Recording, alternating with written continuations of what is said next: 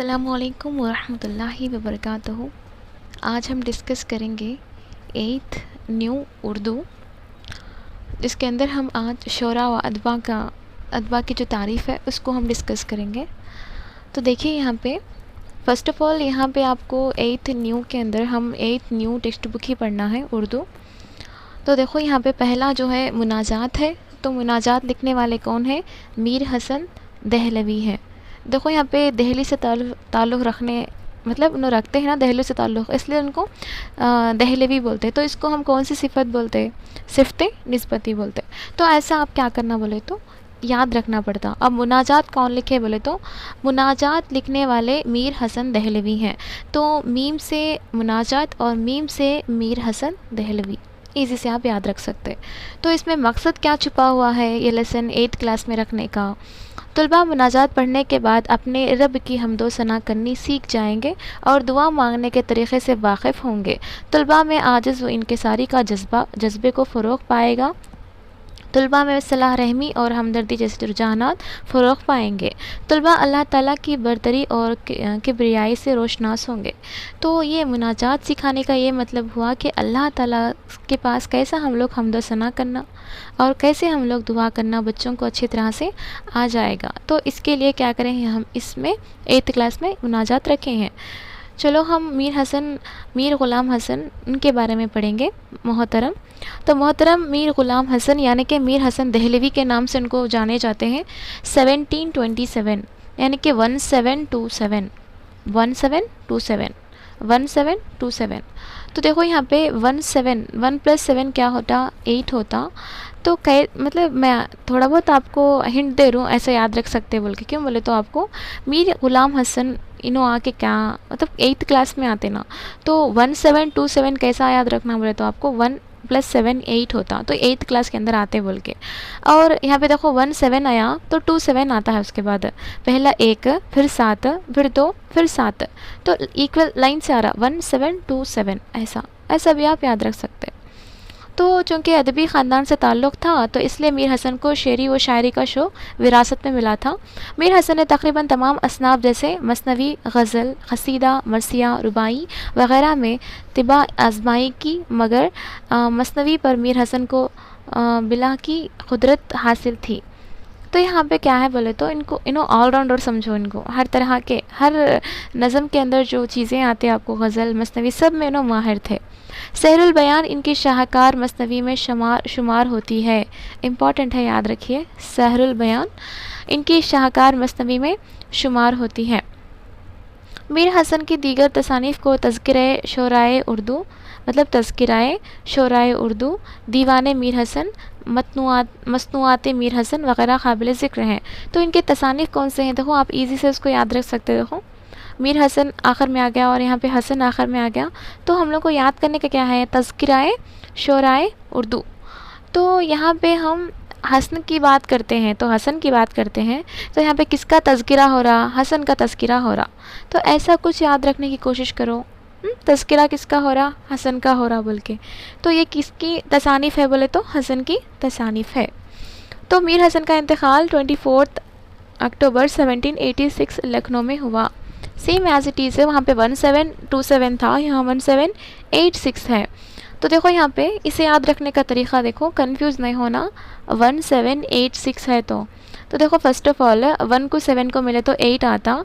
7 को मतलब यहाँ पे देखो 7 से 1 को निकाले तो 6 आता। तो इसमें जो आपको याद रख ले सकते हैं, आप ईज़ी से याद रख सकते हैं। तो इसका छोटा सा समरी बोलेंगे हम यहाँ पे। देखो मीर ग़ुलाम हसन इन्हों आके 1727 दिल्ली में पैदा हुए इन्हों, और इन्हों हर तरह से भी हर एक में माहिर थे। तो इनका जो शाहकार मसनवी जो है वो सहरुल बयां है। ओके, और इनके जो तसानीफ़ है वो तज़किरे शोराए उर्दू, दीवाने मीर हसन, मसनूआते मीर हसन है। और मीर हसन का इंतकाल कब हुआ बोलो? 24 अक्टूबर 1786। तो 1786 को कैसे याद रखना है?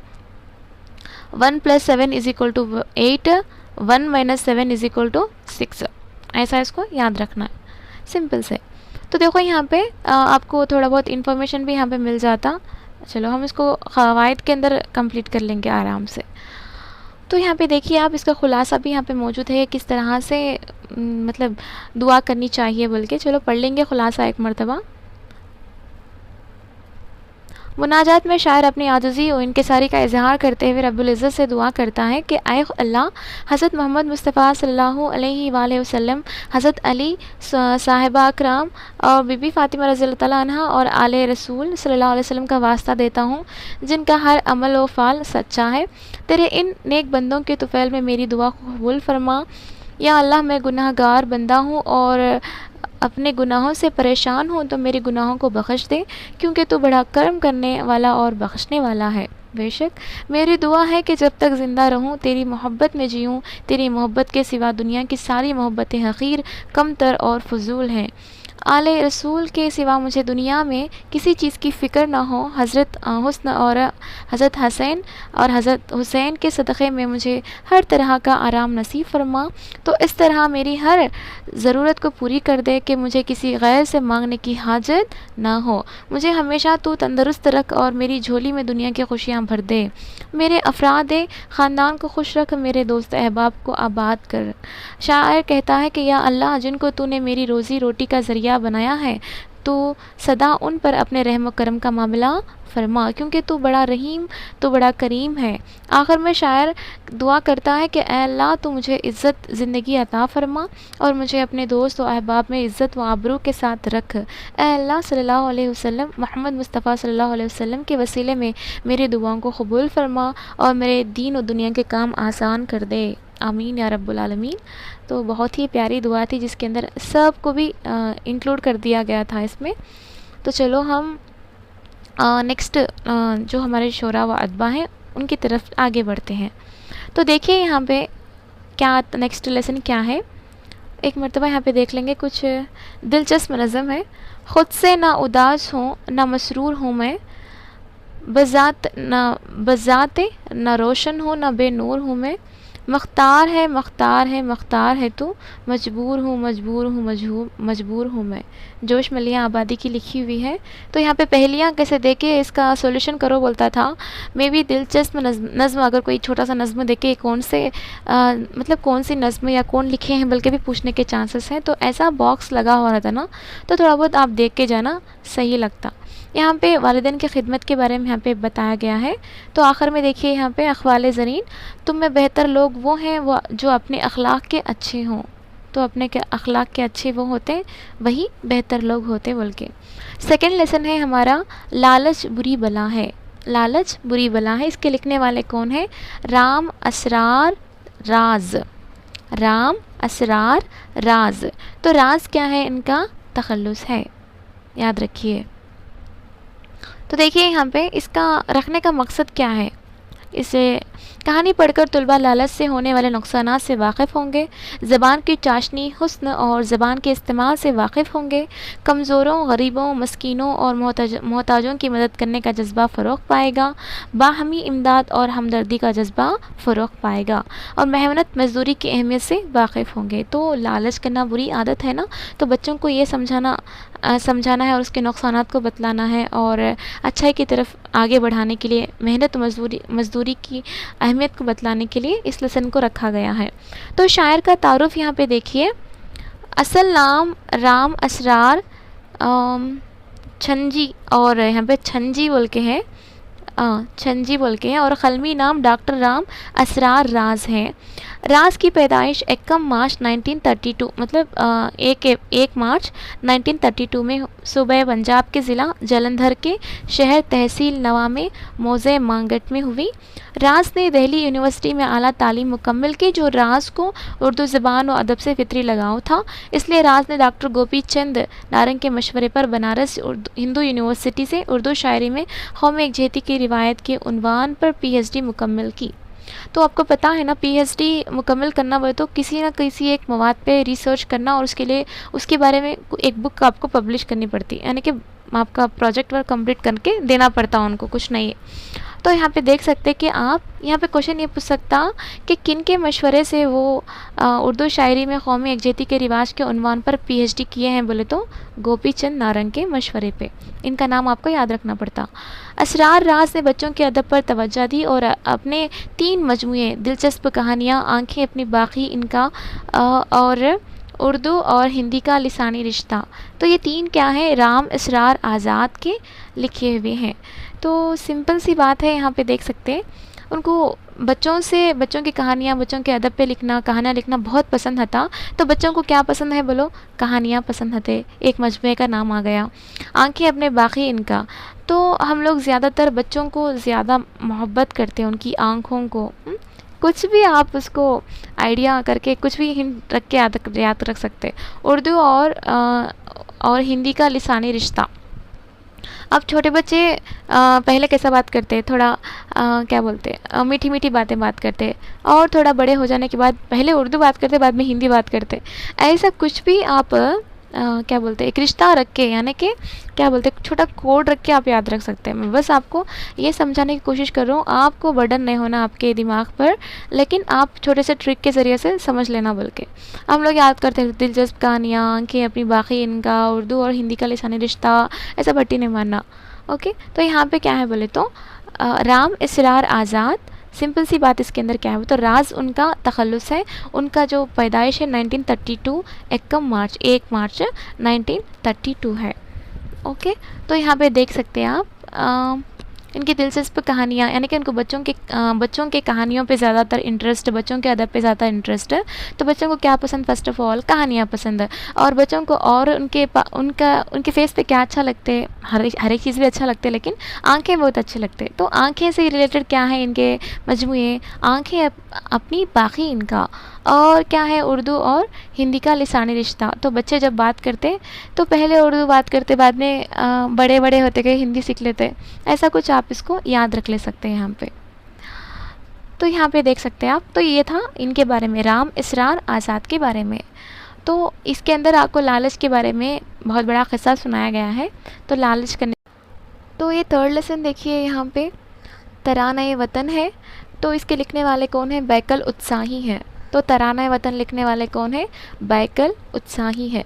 तो इनके बारे में कुछ पढ़ेंगे क्या हम लोग। देखो यहाँ पे तराना वतन बोलते ही आपको एक बात ये मालूम हो जाती कि यहाँ पे आपको वतन की मोहब्बत, वतन के ऊपर अज़मत, वतन के विखार और इज़्ज़त की खुसूसियात को फ़रोग़ देना बच्चों के अंदर, और वतन में यानी कि सबके साथ इत्तेहाद और इत्तेफाक के साथ रहना, भाईचारगी के साथ रहना, ये दर्स देना इसका अहम मक़ासद के तौर पे माना जाता है।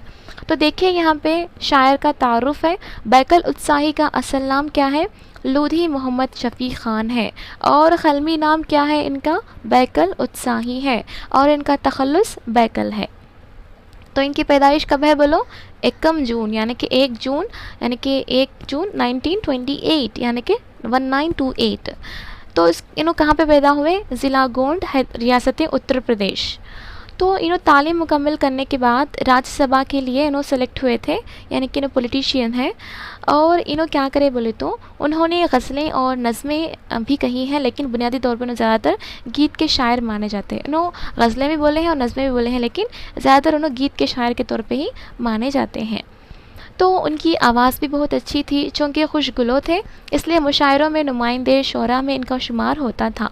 बैकल उत्साही ने उर्दू और हिंदी अल्फाज के हसीन इम्तजाज से अपने गीतों को संवारा और कौमी यकजहती के राग बिखेरे। तो यहाँ पे हम लोग को शेरी मजमूए बहुत ही इम्पॉर्टेंट होते। देखिए यहाँ पे नग़्मे व तरन्नुम, नशाते ज़िंदगी, रंग हज़ारों खुशबो एक, सुरूर जाविदां, पुरवाइयाँ, कोमल मुखड़े, बैकल गीत, गज़ल, सानुरी। तो ये पूरे क्या है, मजमूए हैं। तो मजमूए ऐसे ही पढ़ लेते चले जाना, ठीक नहीं लगता, आपको याद भी नहीं रहता, आप भट्टी मार मार के पढ़े। तो भी थोड़ा बहुत हम कॉमेडी टाइप में याद रखने की कोशिश करेंगे। कॉमेडी नहीं है, मतलब इनकी जो असली है, वो जो बैकल उत्साही, मोहतरम बैकल उत्साही, उनके बारे में ऐसे ही हम लोग को याद रखने की कोशिश करेंगे। देखो आराम से सुनो। देखो बैकल उत्साही बहुत ही, यानी कि मोहतरम बैकल उत्साही की आवाज़ बहुत ही प्यारी थी, खुशगुलो थी, तो उनका नगमा कितना था, बहुत ही तरन्नुम था। तो इनका पहला मजमुआ क्या हो गया, नगमा तरन्नुम हो गया। और उनकी जो प्यारी सी सुरीली आवाज़ सुनते ही नशा आ जाता था, तो सेकंड उनका मजमुआ कलाम क्या हो गया, नशाते ज़िंदगी हो गया। और उन्होंने ऐसे सुर से गाया करते थे, यानी कि इतना प्यारा गाया करते थे कि वहाँ पे रंग हज़ार हो जाते थे, यानी कि कलरफुल हो जाता था पूरा वर्ल्ड करने का उनका सुनने वालों का। ऐसा याद रखो आप, रंग हज़ारों खुशबू एक, सुरवरे जाविदा। यहाँ पे देखो सुर बोले तो क्या है, आवाज़, तो उनकी आवाज़ बहुत ही प्यारी थी। सुर बोलते हैं यहाँ पे सुरवरे जाविदा, ये उनकी चारवीं क्या बोलते हैं मजबूए कलाम, ऐसा याद रख सकते हैं। पुरवाइयाँ, सुर पुरवाइयाँ, ऐसा कुछ भी याद रखो आप। उसके बाद कोमल मुखड़ा, यानी कि हमारे जो मोहतरम बैकल उत्साही जी का मुखड़ा बहुत ही कोमल था, यानी कि कोमल, इसको ऐसा भी याद रख लो, बैकल के अंदर काफ है तो उसको काफ से कोमल आता बोल के। और उनके नाम से ही देखो यहाँ पे बैकल गीत भी लिखे हैं यहाँ पे। गज़ल सानुरी बोले तो यहाँ पे देखो बैकल उत्साही के अंदर सीन है ना, तो सानुरी की तरह इसको भी याद रख ले सकते हैं आप। तो ऐसा बैकल उत्साही की उनकी आवाज़, यानी कि मोहतरम बैकल उत्साही जी की आवाज़ बहुत ही प्यारी थी, तो उनका नगमा बहुत अच्छा था, नगमे तरन्नुम।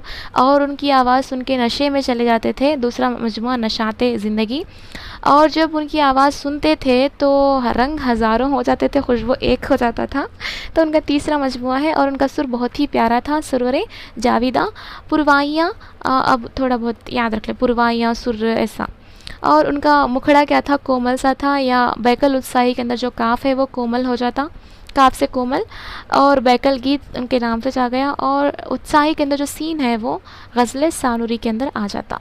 और उनका इंतकाल 2016 यानी कि रिसेंट से हुआ है, यानी कि 3 दिसंबर 2016 से, यानी कि 9 साल पहले बोल के। बस सिंपल से आप याद रखने की कोशिश करो, सिंपल सी बात है, इसमें ज़्यादातर सोचने की ज़रूरत नहीं है, और आपको अल्हम्दुलिल्लाह आपको याद आ गए होंगे ये। तो ये नज़म है, यहाँ पे देखिए आपको नज़म मतलब क्या क्या लिखे हैं इसके अंदर बोल के। तो हम लोग यहाँ तक पढ़ लिए कि इसके अंदर क्या क्या चीज़ें थे शोरा के बारे में। तो देखो दिलचस्प अशार यहाँ पे मौजूद हैं मोहम्मद इकबाल के। वतन की फ़िक्र कर नादा, मुसीबत आने वाली है, तेरी बर्बादियों के मशवरे हैं आसमानों में, ये खुशी कहाँ तक, लज्जत फ़रियाद पैदा कर, ज़मीन पर तू हो और तेरी सदा हो आसमानों में, ना समझोगे तो मिट जाओगे ए हिंदुस्तान वालों, तुम्हारी दास्तान तक भी ना होगी दास्तानों में। तो सॉरी, मैं थोड़ा जल्दी जल्दी पढ़ता ली, लेकिन इसका पढ़ने का तरीक़ा बहुत ही प्यारा रहता, मेरा बहुत अलग है और बहुत अच्छा नहीं है। तो यहाँ पे दिलचस्प अशार थोड़े बहुत मोहम्मद इकबाल जी के लिखे हुए हैं, मोहतरम मोहम्मद इकबाल। तो यहाँ पे कई को ऐसा लिखे हैं वो, तो बच्चों को सिर्फ़ और सिर्फ स्टोरीज़ बोल के नहीं, बल्कि बच्चों के अंदर शेरी जज्बे को भी उभारना, इसके लिए अशार भी यहाँ पे दिए गए हैं।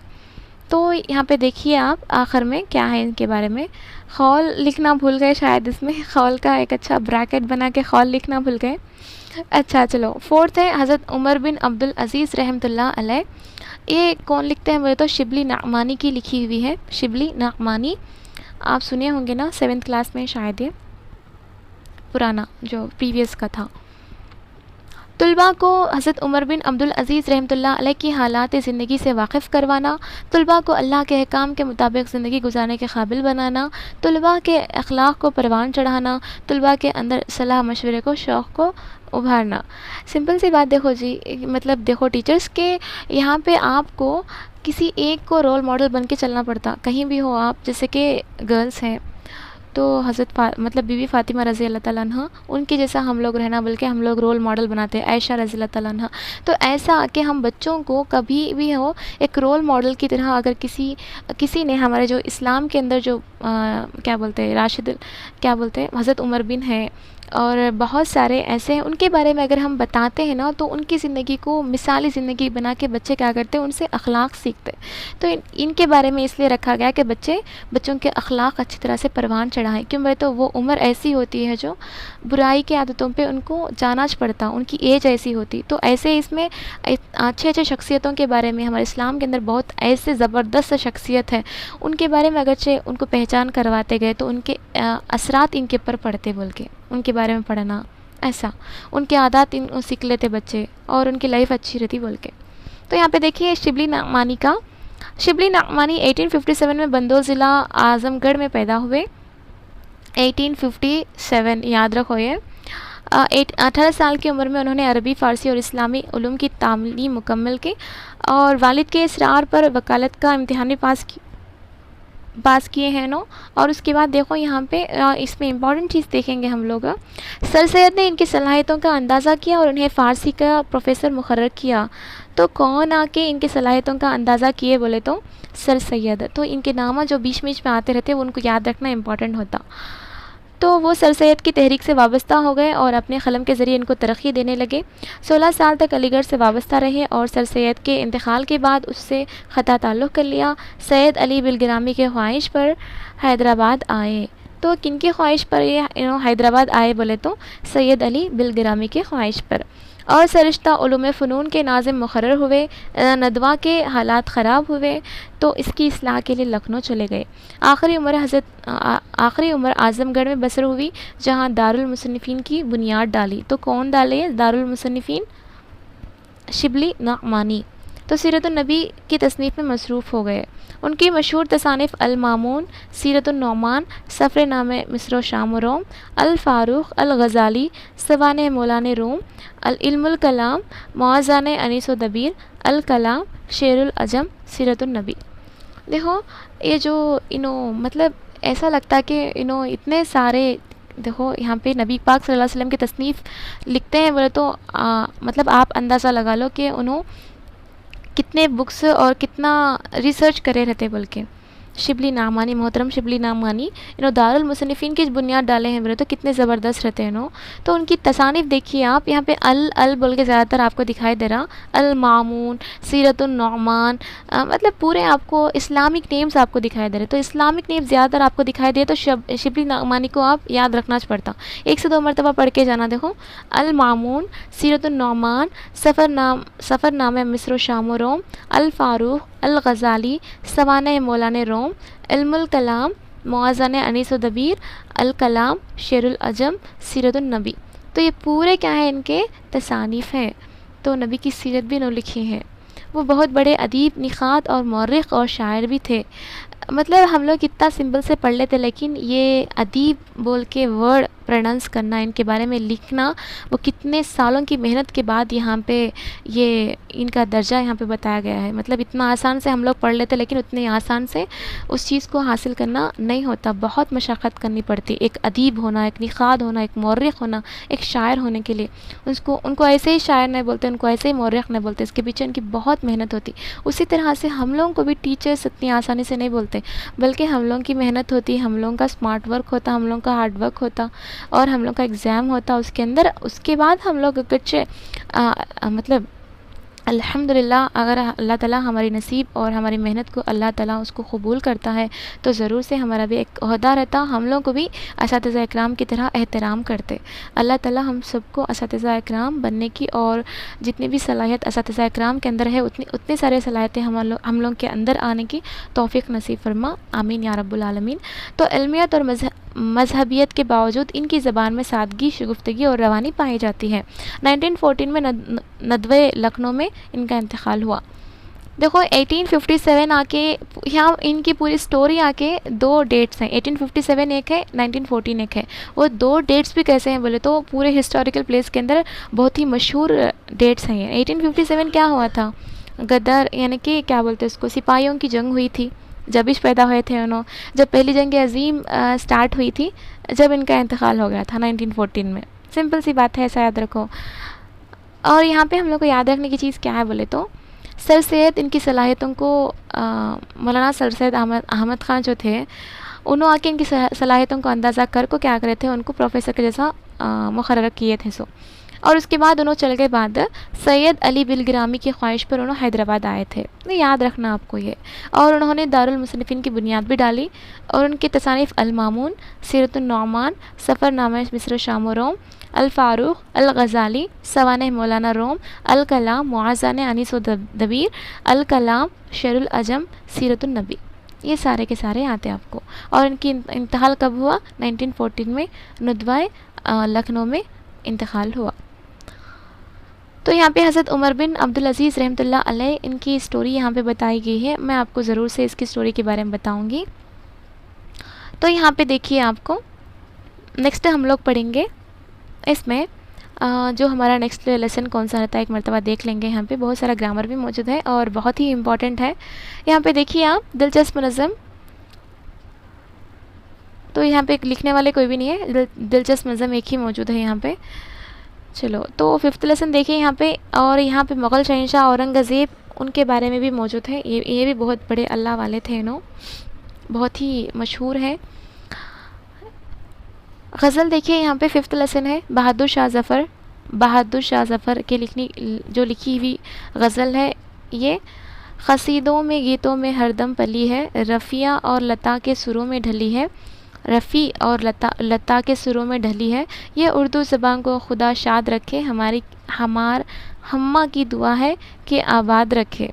अच्छा, तो यहाँ पे देखो कितना प्यारा है, इन्हों कड़पे से ताल्लुक़ रखते हैं। इन्हों बहुत खुशी की बात हुई, हमारे तेलुगु मतलब क्या बोलते हैं, हमारा जो रायलसीमा से भी ताल्लुक़ रखते बोले तो बहुत ही खुशी की बात है। सैयद मोहम्मद गौस है, सैयद मोहम्मद गौस हम्मा है, तो हम्मा इनका तखल्लुस है। तो ये गज़ल लिखने वाले कौन है, बहादुर शाह ज़फ़र है।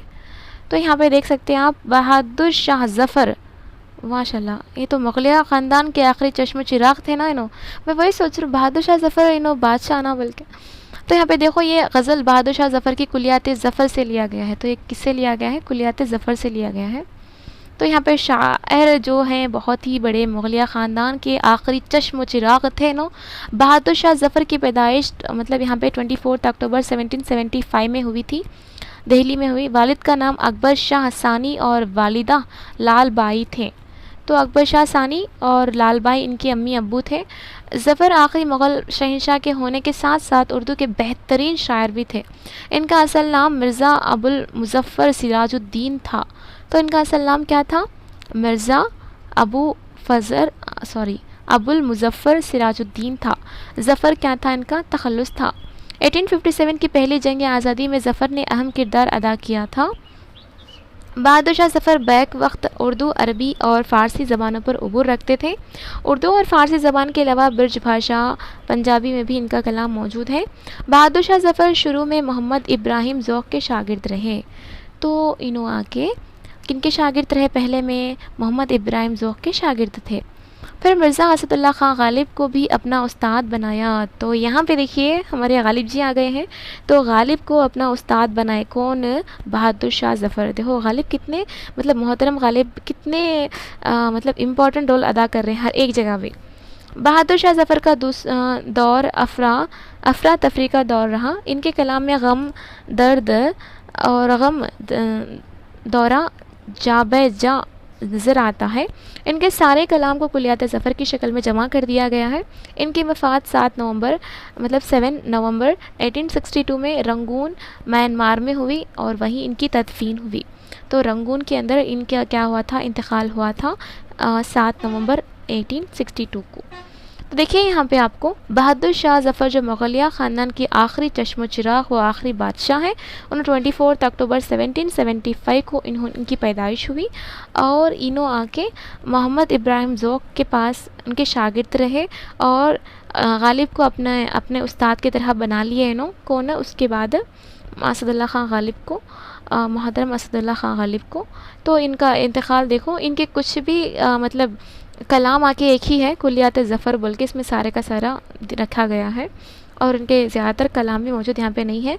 तो 7 नवंबर 1862 को उनका इंतकाल हुआ, कहाँ पे, रंगून के अंदर, और वहीं पे उनकी तदफीन भी हुई है। तो ये हम लोग पढ़े थे इनके बारे में, बहादुर शाह ज़फ़र के बारे में। तो यहाँ पे एक छोटा सा नज़्म यहाँ पे मौजूद है तितली के बारे में। देखो कितना प्यारा सा, ये कौन लिखे हैं यहाँ पे नहीं है। तो हम दूसरे लेसन की तरफ आगे बढ़ते हैं, क्या क्या इसके अंदर मौजूद है। और ग्रामर तो बहुत प्यारा है इसके अंदर, इंशाल्लाह हम ग्रामर को भी पढ़ेंगे आराम से। प्यारी चुड़िया है इसमें। और इसके बाद देखो यहाँ पे हमारा जो लेसन है 6th बालाई वाला फ़कीर अली अब्बास हुसैनी है। तो यहाँ पे बालाई वाला फ़कीर आके अली अब्बास हुसैनी लिखे हैं। तो यहाँ पे फ़कीर कौन है, अली है बोल के याद रख लीजिए आप, छोटा सा हिंट, फ़कीर कौन है, अली है। तो इजी से आपको याद आता, अच्छा बालाई वाला फ़कीर आके अली अब्बास हुसैनी की लिखी हुई है बोल के। तो तलबा माशरे और समाज की खूबियों और ख़ामियों से वाकिफ़ होंगे, अच्छे बुरे की तमीज़ और लोगों को परखने की सलाहियत फ़रोग़ पाएगी, कमज़ोरों, गरीबों, मस्कीनों और मोहताजों की मदद करने का जज्बा फ़रोग़ पाएगा, बाहमी इमदाद और हमदर्दी का जज्बा फ़रोग़ पाएगा और बेलौस खिदमत गुजारी का जज्बा भी फ़रोग़ पाएगा। तो इस लेसन के अंदर हम क्यों रखे हैं, इसका मकसद बच्चों के अंदर और माशरे के अंदर बच्चे खूबियाँ और ख़ामियों को पहचानना। ऐसा अली अब्बास हुसैनी, माशाल्लाह इनका बहुत बड़ा लंबा है तो कुछ कोई बात नहीं, हम लोग आराम से पढ़ेंगे। अली अब्बास हुसैनी 3 फरवरी यानी कि 3 फरवरी 1897 को मौज़े पारा ज़िला गाज़ीपुर सूबे उत्तर प्रदेश। देखिए आप ज़्यादातर उत्तर प्रदेश में से जो है आपको निकल के आते, देखो कितने प्यारे प्यारे शायर हो, मुसन्निफ़ हो। 3 फरवरी यानी कि 3 फरवरी 1897 1897 ऐसा 798 वैसा 798 1897 कैसा भी हो। देखो यहाँ पे और एक, देखो यहाँ पे इजी से, अब मुझे समझ में आ गया आपको इजी से समझाने का तरीक़ा। अब 1897 है तो 1 + 8 9 होता, 8 में से 1 निकाले तो 7 होता। कितना प्यारा है ये। ऐसा आप कुछ भी याद रखने की कोशिश कर सकते हैं, यानी कि आपको 1 से 4 मरतबा पढ़े तो चाहिए लाओ जी क्या था, 1 मरतबा पढ़े छोड़ डाले नहीं याद आता। तो ऐसा तालीम मुकम्मल करने के बाद गवर्नमेंट जुबली कॉलेज लखनऊ में बहैसियत लेक्चरर फ़राइज़ अंजाम देते रहे और यहीं से 1954 में प्रिंसिपल के ओहदे से सुबकदोश हुए।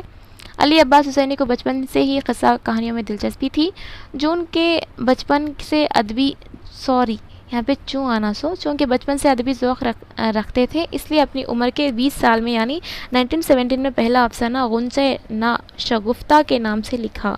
तो इनका पहला अफसाना 20 ईयर्स के अंदर लिखे गए थे नो, तो कब ये 1917 में, कब गुंचे ना शगुफ्ता, ऐसा इनका है, इनका क्या बोलते सो पहला अफसाना है ये, अफसाना याद रखो, अफसाना। 1920 में सर सैयद अहमद पाशा के खलमी नाम से रूमानी नावल ख़ाफ़ की परी के नाम से लिखा है। तो ख़ाफ़ की परी बोल के यहाँ पे नावल लिखे हैं। इनका दूसरा और आखिरी नावल शायद की बहार आई, शायद की बहार आई, वाह वाह क्या प्यारा है। इनके अफसाने में मजमूई ये कुछ हंसी नहीं है, उलझे धागे, एक हमाम में, सैलाब की रातें, ये पूरे इनके क्या है बोले तो अफसाने हैं। और एक एक्ट के ड्रामे भी हैं यहाँ पे, एक एक्ट के ड्रामे, इनके ड्रामों का मजमुआ है। तो अली अब्बास हुसैनी का शुमार बेहतरीन नखादों में होता है। उरूस अदब के नाम से इनकी तनक़ीदी मज़ामिन का मजमुआ शाया हुआ और इनका इंतकाल 23 सितंबर 1969 में लखनऊ में हुआ। तो देखो यहाँ पे सिंपल सी बात, देखो यहाँ पे हम लोग को क्या लेना वो लेना है, दूसरे सब कुछ हम लोग को छोड़ना है। यहाँ पे इनकी जो क्या बोलते हैं, उन्होंने पैदा हुए सो 3 फरवरी 1897 हो गया, उनका इंतकाल 23, वहाँ पे 3 था, यहाँ पे 23 है, 23 सितंबर 1969 लखनऊ के अंदर। और यहाँ पे हम लोग को याद ये रखना है कि पहला अफसाना क्या था उनका, गुंचैना शगुफ्ता, गुंचैना शगुफ्ता, यानी कि गुंचा वो तो एक क्या बोलते, एक फूल का गुंचा बोलते ना, पहले क्या आता है पूरा गुंचा रहता, तो पहला क्या आता है गुंचा आता। कैसा भी करके उसको याद रखने की कोशिश करो कि पहला अफसाना क्या था, गुंचैना शगुफ्ता, गुंचैना शगुफ्ता। और उनके नावल क्या था, ख़ाफ़ की परी, ख़ाफ़ की परी, ख़ाफ़ की परी भी रहती है। तो देखो इनका दूसरा और आखिरी नावल क्या था, शायद की बहार आई, यानी कि ख़ाफ़ की परी शायद आती होंगी, ख़ाफ़ की परी शायद आती होंगी। तो ऐसा है क्या है, ख़ाफ़ की परी अलग हो गई, शायद के बाहर आई है, ये पूरा क्या हो गया, एक नावल हो गया। ऐसा आप याद रखो। और थोड़े बहुत अफसानवी मजमूए भी हैं, ये कुछ हंसी नहीं है, उलझे धागे, एक हमाम में, सैलाब की रातें, यानी कि एक हमाम में थे तो सैलाब आया था, जब थोड़ा बहुत उलझा हुआ था और जब कुछ हंसी नहीं आ रही थी। सैलाब आते वक्त कौन हंसते जी, अल्लाह को याद करते ज़्यादातर। तो टीचर सही है ना ये, मतलब जब सैलाब आया था तो जब हमाम में थे तो जब थोड़ा बहुत उलझे हुए थे और जब हंसी नहीं आई थी, ऐसा उनके अफसानवी मजमूए आप याद रख ले सकते। और 23 सितंबर ऐसा उनका और 1969 में उनका इंतकाल हो गया। तो ऐसा उनका याद रखना पड़ता आपको, इनके नाम से कुछ जोड़ देना और एक स्टोरी बना देना, बस याद रखना, बस सिंपल सी बात है इसके अंदर। तो ज़्यादातर आपको भट्टी मानने की ज़रूरत इसके अंदर बिल्कुल भी नहीं आती। चलो यहाँ पे देखेंगे दिलचस्प नज़म, यहाँ पे और इसका कोई लिखनी है यहाँ पे नहीं है। 7th वन देखिए, दियारे हरम में सफ़रनामा अबू अलक़मा मोहम्मद शिबली नअमानी। तो देखो यहाँ पे मोहम्मद शिबली नअमानी है यहाँ पे। सिन्फ़ सफ़रनामा का तारुफ, तो यहाँ पे देखो अबू अलक़मा मोहम्मद शिबली नअमानी 1 नवंबर 1930 को पाटना बिहार में पैदा हुए। 1930 को 1 नवंबर में पैदा हुए, सो नो। वो कलकत्ता के मशहूर मारूफ शायर थे। गज़ल, नज़म और रुबाई जैसी असनाफ में तिबाई आजमाई की। इनके बच्चों के लिए लिखी नज़मों की कई मजमूए शाया हुए और कई अदबी रिसालों की मुदीर भी रहे। और आप 1963 में अलीगढ़ मुस्लिम यूनिवर्सिटी के प्राइवेट MA फ़ारसी की डिग्री हासिल की। इनकी वफ़ात 13 अगस्त 2019 को कलकत्ता मगरबी बंगाल में हुई। तो इन्हों भी अभी रिसेंट से गए हैं, तो इनको भी आप याद रख ले सकते हैं। अबू अलक़मा मोहम्मद शिबली नअमानी, अबू अलक़मा मोहम्मद शिबली नअमानी 2019 में रिसेंट से इंतकाल हुए बोल के ऐसे याद रखो आप। 2000 के अंदर, अब 8th क्लास के अंदर हम 2 पढ़े थे, 2016 में एक, 2019 में एक। ऐसा सिंपल से याद रखने की कोशिश करो। और 1 नवंबर 1930 को इनका पैदाइश हुई। तो यहाँ पे देख सकते हैं अबू के पास 1 है, तो 1 नवंबर याद रखो। कुछ भी अबू क्या बोलते हैं 1930, आप 30 को ऐसा याद रखना मैडम बोल के पूछते।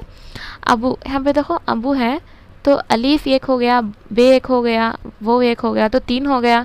अब 3 के बाजू सिफर आप याद रख लो आराम से। अब 19 तो हर एक का भी है था। ऑलमोस्ट 2019 में उनका इंतकाल होता है बोले तो 1930 था, मतलब 19 बोले तो 1900 के अंदर था। तो 19 आप इजी से याद रख ले सकते। 1 नवंबर 1930 कैसा भी करो आप, कुछ ना कुछ हिंट रख के याद रखने की कोशिश करो। भट्टी नको मारो, बस सिंपल सी बात। इसके अंदर कौन से क्या क्या पढ़े थे हम लोग एक मरतबा देख लिए। और एक बात है, रिवीजन प्लेंटी ऑफ टाइम्स, यानी कि बहुत ज़्यादा टाइम करना पड़ता आप इसके बारे में। तो यहाँ पे हम मौलाना शिबली नअमानी के बारे में पढ़े, मोहतरम शिबली नअमानी, मोहतरम अली अब्बास हुसैनी, इनके बारे में पढ़े हैं। तो ये था हमारा 8th क्लास का सेमेस्टर 1 के अंदर शोरा व अदबा का तारुफ। आपको बर्डन नहीं, जैसा 1 से 4 मरतबा पढ़ के मैं कुछ ना कुछ हिंट देख के आपको समझाने की कोशिश की हूँ। आई होप आपको क्लियर से समझ में आ गया होगा। कुछ भी डाउट हो तो कमेंट सेक्शन में लिखिए।